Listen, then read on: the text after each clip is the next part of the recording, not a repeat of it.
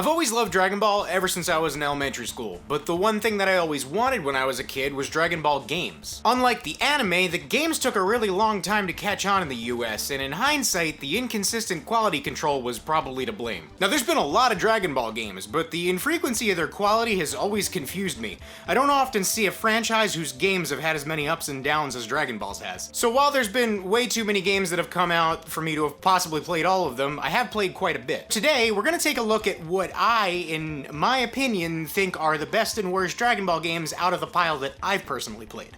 So, something the US never got were Dragon Ball arcade games. This wasn't the case everywhere though, and back in '94, the lucky people over in Japan got this cool cabinet. It's basically what would happen if you took Punch-Out and then threw Goku into it. It's actually really cool. The controls are kinda dated feeling, but overall, this is a pretty fun game with some actual effort put into it. So like Punch-Out, you can dodge left or right, and you have to attack when your opponent has their guard down, either when they drop their shield or after they fail to land an attack. Very unlike Punch-Out is the addition of key blasts, which you perform by holding down and then releasing either attack button. Oddly enough though, I could only manage to pull this off with a couple characters. The rest just kinda stand there holding their arms up like they're charging something, but nothing ever comes of it, and then I get punched in the face. The game is super manageable without key blasts though, and I honestly had an easier time winning matches when I didn't try to use them. The whole game is actually surprisingly pretty fair, save for the final boss, who as far as I know is a character exclusive to this game. In any case though, he's incredibly cheap, has seemingly no pattern, and gives no opportunity to attack.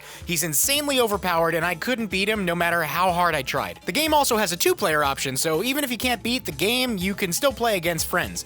Obviously we're not in Japan in 1994, but there are totally still ways you can play this if you try hard enough. Released 1 year prior was a game that, well, look. Much like many Dragon Ball games to follow, this is a one-on-one arcade fighter. It's simply known as Dragon Ball Z, and it's not good. Everything about the sprite art just looks off, like almost bootleg in a way. The game is also really cheap in the weirdest ways possible, and I've learned a few things after playing it for a while. For whatever reason, Recoome is completely overpowered when you're playing as him. Goku is impossible to beat, and it doesn't matter what order your opponents go in, it's pretty much smooth sailing up until you get to Goku, which still does apply when you fight him first. They just kinda gave Goku like insanely cheap AI. Also, while I can't seem to manage to pull off any of the key blasts or special moves, tapping forward twice does that thing that Raiden from Mortal Kombat does, and spamming that pretty much does the job in most situations. There's 8 fighters to choose from, and the game obviously takes place during the Namek arc because the only fighters available are Goku, Gohan, Piccolo, Vegeta, Frieza, and for some reason only 3 members of the Ginyu Force, which is fine by me because I never liked them, but I'm surprised Krillin isn't playable. Instead, poor old Kuririn spends his time doing this. This game is just so sloppy. It's super reminiscent of any janky 2D fighting game you've ever played, like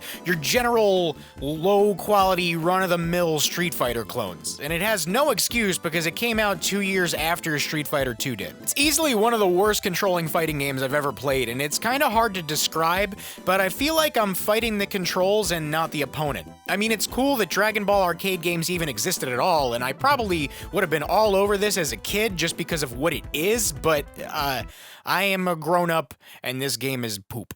Okay, so Dragon Ball Z Hyperdimension for the Super Famicom or the Super Nintendo in Europe. I love this game. This is the first Dragon Ball game I ever played, and I've always loved it. I can never remember how exactly I first found it, but when I was about 9 years old, my friend and I first discovered the world of emulators and ROMs, and that's when I found this game. Up until then, I didn't even know that Dragon Ball games existed. Turns out they existed for many years and just never came out in America, save for one on the NES that ended up being renamed once it came to the States. This was the only Dragon Ball game I knew of for years, and despite the fact that I completely sucked at it and could never get past Fat Boo, I really loved it. The soundtrack is so good and catchy, and the sprite work is so well done. It's actually kind of weird because it seems like they really paid attention to detail in so many aspects, but then randomly made mistakes, like big ones. Let me explain. So basically, the story mode of this game is what you'd expect from a lot of fighting game story modes. One-on-one matches partitioned from each other by use of, in this case, text-based story exposition and dialogue. Now, I have played a translated version of this, but the cartridge I own is the original Super Famicom version, so I have no idea what anyone is saying. I do, however, already know the Dragon Ball story, so I still know what's going on, and therein lies the issue. So like, here's one example. Vegeta is playable in the game, but not in base form. He's Majin Vegeta. always. You can't tell this from his in-game sprite, but the Majin symbol on his portrait sprite sticks out so much that you can see it from space. This portrait is used for every part of the story, including the one where it shows an animation of him getting taken over by Babidi's magic. So I guess he's like double Majin now. Also, Goku's portrait has the lightning bolts like he's in Super Saiyan 2 during his fight with Frieza. There's just a bunch of strange little inconsistencies, like how adult Gohan is playable but Kid Gohan isn't, so they just had Goku beat Cell instead. Besides that though, the game is actually really fun. It looks great, sounds great, and you should give it a try sometime.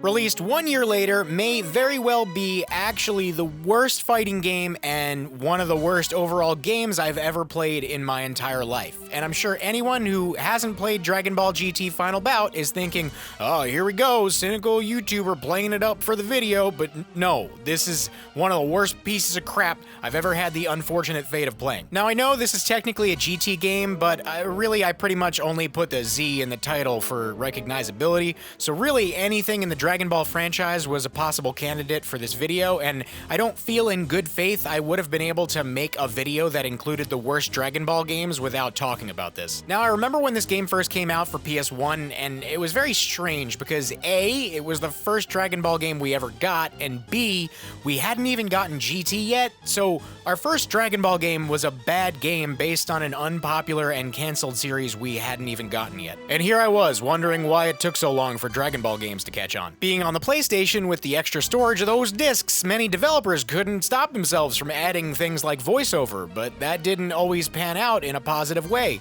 Exhibit A. You jerk! So it has a pretty modest selection of characters, but you can unlock more, allowing you to play as Goku, and even Goku. The character models are, well, you see them. Someone got paid for this. I wish I could accurately describe how this game, doesn't control. Seemingly, every single attack has cooldown, even the light attacks.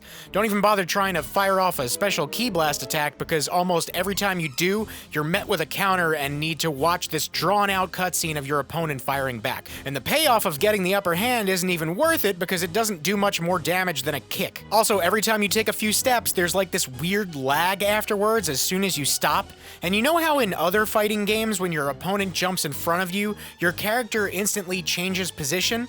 For some reason in this game, your fighter stops dead in its tracks and then slowly turns around. It's mind-boggling. Honestly, I'm sad. I'm sad I can't truly convey in words how bad this game feels to play. It's not even bad in like a it's so bad it's funny kind of way. If I'm being real, now that I think about it, the bad voice acting was actually some nice comic relief in between the pain I endured while struggling to play this garbage. I will now end this. How trivial. So here's a game I played religiously when I was in high school. I hadn't really played many Dragon Ball games at the time, but I remember one day I was at the mall, wandered into GameStop, saw Dragon Ball Z Budokai Tenkaichi 2 pre-owned for the Wii, and took a chance on it. It ended up becoming one of my favorite Wii games. Up until then, I had never played anything from the Budokai series, so I thought the games were similar.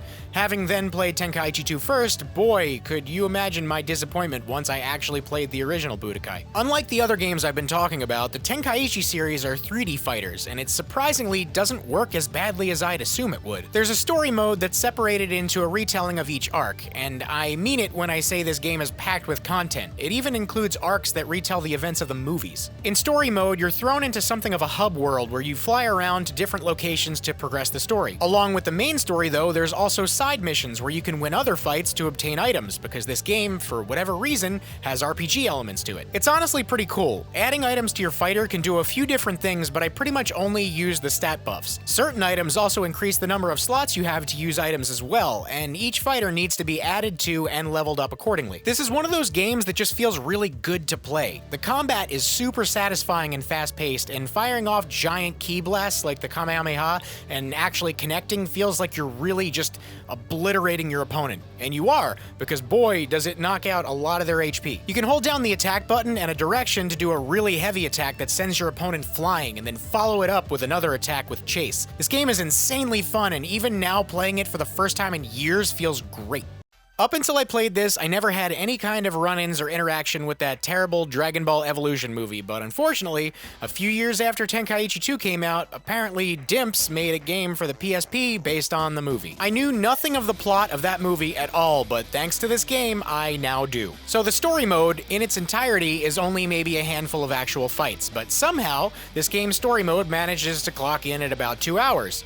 This is because in between each fight, there's a bunch of dialogue. This is the story of how I, for the first time, experienced the events of Dragon Ball Evolution. Now, I won't go into detail about the story itself because this video is about specifically the games, and I'm pretty sure I could make like an hour-long video about everything that's wrong with the plot of the movie, among many other things. But I will briefly explain what this game is. So here's the thing.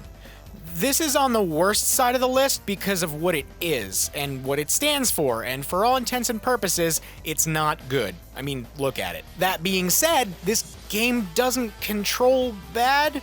I was surprisingly taken aback. It actually kind of feels like something like Tekken, only on a 2D plane. The fighting is fast-paced and kind of actually satisfying at times. Don't get me wrong, it isn't good, and it's extremely simple and button-mashy. You're clearly not gonna see this at next year's EVO, but for a fighting game based on a live-action adaptation of a cartoony franchise, I've seen worse. I've played worse. This might be the first and maybe the last time I'll ever say this, but despite this being on the worst side of this list, maybe give this game a shot. This is the kind of situation where the source material does put it into that category of so bad it's good.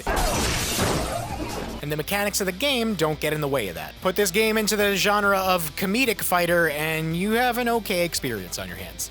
So we've made it all the way up to present day, and, well, surprisingly, there hasn't really been any bad Dragon Ball games. I even tried out the lowest rated one that's come out recently, a 3DS game called Extreme Butoden, and even that game wasn't at all what I'd consider truly bad, so I figured I'd just talk about what I, and I'm sure a lot of other people now consider to be pretty much the best Dragon Ball game we've ever gotten. Dragon Ball FighterZ, or Fighter Z, whatever you want to, it's Fighters. The word is Fighters. Only came out last year, but it quickly garnered a dedicated competitive scene, and I don't blame it. This game is pretty great. I'm not in love with how overwhelming and cluttered the main hub looks, but the actual game itself is great. It's got a pretty long story mode with multiple different episodes to it, but this time the story is all original, complete with fully voiced cutscenes, which oftentimes admittedly are kind of silly or corny, but a lot of the banter is pretty fan-servicey, and that's kind of the entire point. The game's art style is technically cel-shaded in 3D, but most of the time it really just looks like hand-drawn 2D animation, and it's extremely impressive.